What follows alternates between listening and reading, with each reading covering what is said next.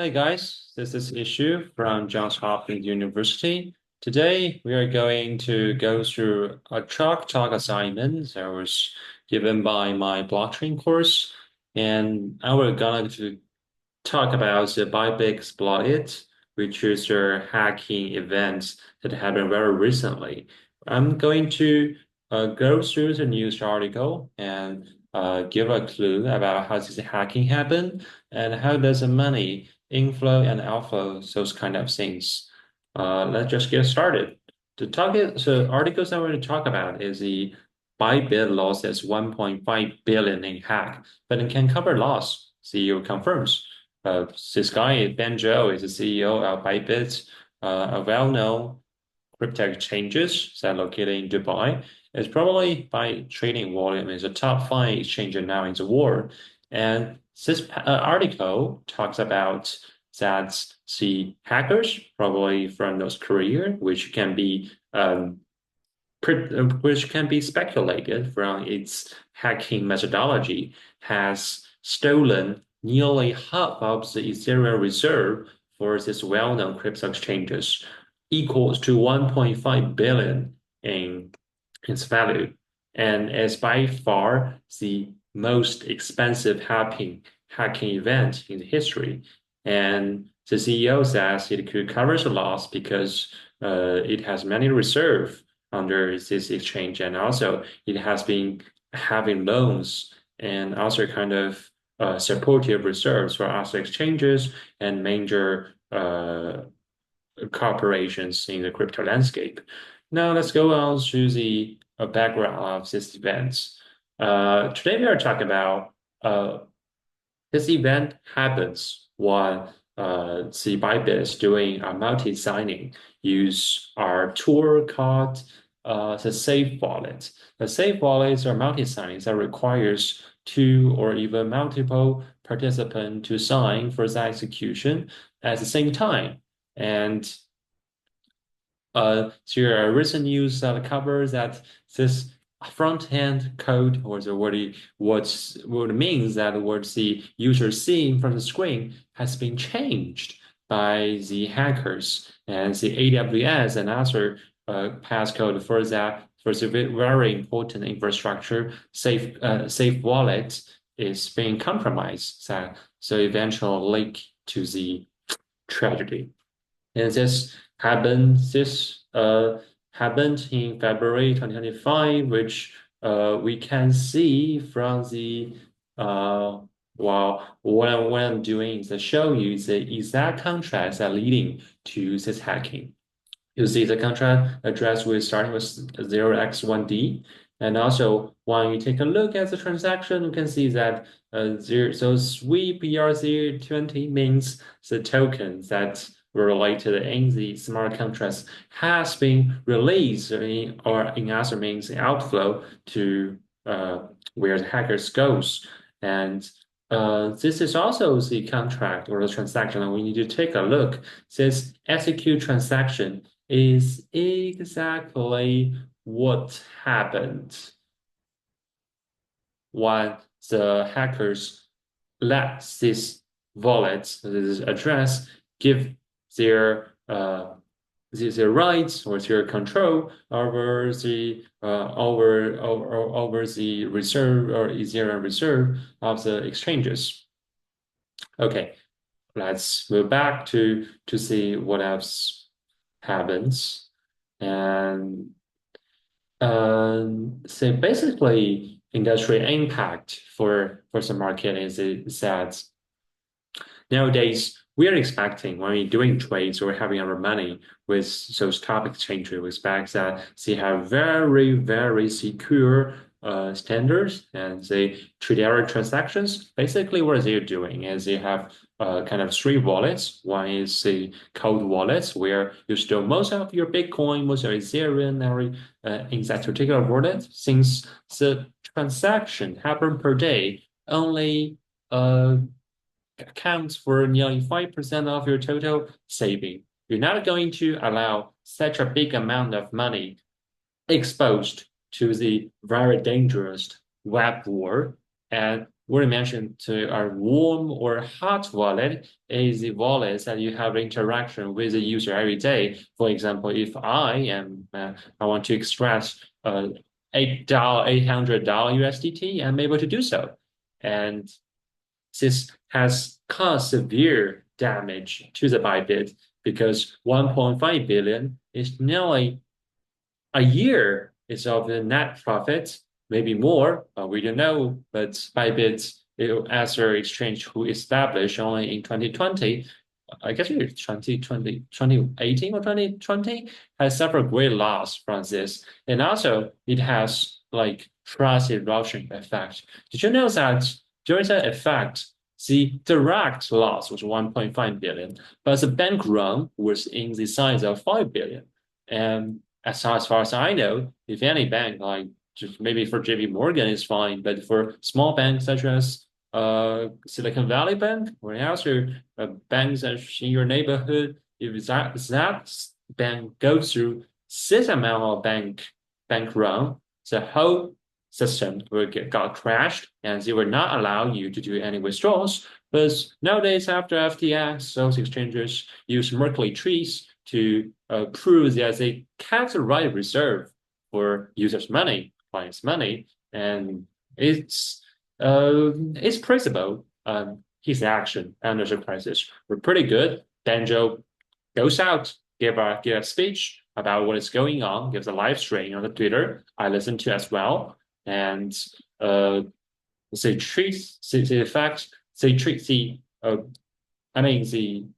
damage to the minimum level after the news got viral. Okay, let's take a deeper look at what happened during this hacking event. What we just talked about is about the exactly the what that this contract did was before we go into the exact contract, let me take a look at the contract that deployed with this address. When we search for Gnosis, which is the name of the safe wallet that was used in this contract, we can easily find out that there's a safe wallet by Gnosis and also using multi-signing fixtures. And when we take a deep look at the sys contract and also when we decode the input data, by the way, this is where using the scan is very useful when you're doing, as I did, doing on-chain forensics, just like a detective, is very helpful.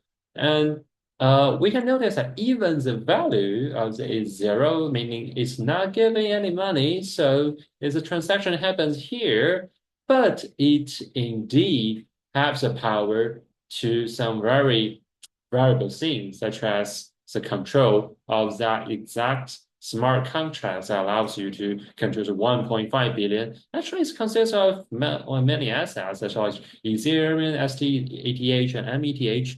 We have to notice that those assets are just derivative of the Ethereum. It makes actually no difference because they are all very liquid assets. And I want to cite a post by our very famous security guys that I follow on Twitter. This is exactly the code that using under the hacker use, where why we can find out that these three functions sweep ETH, sweep ERC20, there's a function after the hacker taking the control of the smart contracts allows them to transfer all the assets if the sender equals this, and they just transfer all the money in this account. And this is probably only accounts for 59. So smart contracts has very powerful consequences like the transfer of 1.5 billion. It will definitely become a classic case of the web security, especially for the crypto security. And I also I try to use other tools. This is Arkham Intelligence. It's her monitoring blockchain monitoring tool that allows you to visualize the monies that you want to tracking about. And this address is labeled as Bybit hacker. This is exactly the first address that gets out. Uh, that's like so the first outflow happens when we try to visualize the total landscape. We can find out after the hacker transfers money from the Bybit exchange. It has spread into five address, and so Sapphire address has been split into more pieces, and some of them are going to decentralized exchanges like Uniswap and Doodoo. What they're going to do next step is about converting those Ethereum into Bitcoins and allows that Bitcoins to be transferred to be converted to be converted in USD to USDC, all kinds of uh all kinds of stable coins. And let's go to the next slides of what I'm talking about is that what we are facing nowadays after this tragedy is that we have to go through every process that happens in our transactions. And so safety or security guidance was actually more than like several fees that you pay. Some of them may see this mandatory fees as very expensive or unnecessary costs. Actually, this kind of hacking events give us warning. Those are quite important when we enjoy the benefit of the blockchain. The dark side says there is no regulations. There's no, I mean, when I say no regulation, I mean that after a transaction is happened, you have nothing to trace it back. It's very little consequences. Only the hacker lacks the experience. You have the chance to get your money back. Otherwise, it not going to happen. As of today, Bybit has also announced a bounty that says if you can help trace the 20% of the money, gives the money back, I'm allowed to give you 20% of our total loss. And that was like happen very commonly for those hacking events happen. And so demand for cybersecurity are seemingly going to growing for the period. And for to end up our discussion, and I also want to mention the name of the NPC wallet and also the full custodian wallet. Those are those are a safer choice than the common multi-signing, because uh, for for the actually, I want to talk about a lot about this cybersecurity, but I guess it's worth mentioning since a some of the time, you want to avoid a single procedure in your total chain of execution to get wrong. It's better for you to have multiple backup and allow some a revision period. When I mention revision period, it means you have the chance to uh, to to kind of get it back when doing such a long amount of transaction.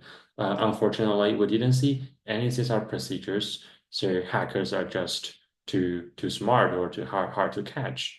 And that's pretty much right up to date. By the lost 1.5 billion for the hacking, and the hacking happens through this smart contracts and allows rights transfer. And thanks for listening. I hope you have a happy evening.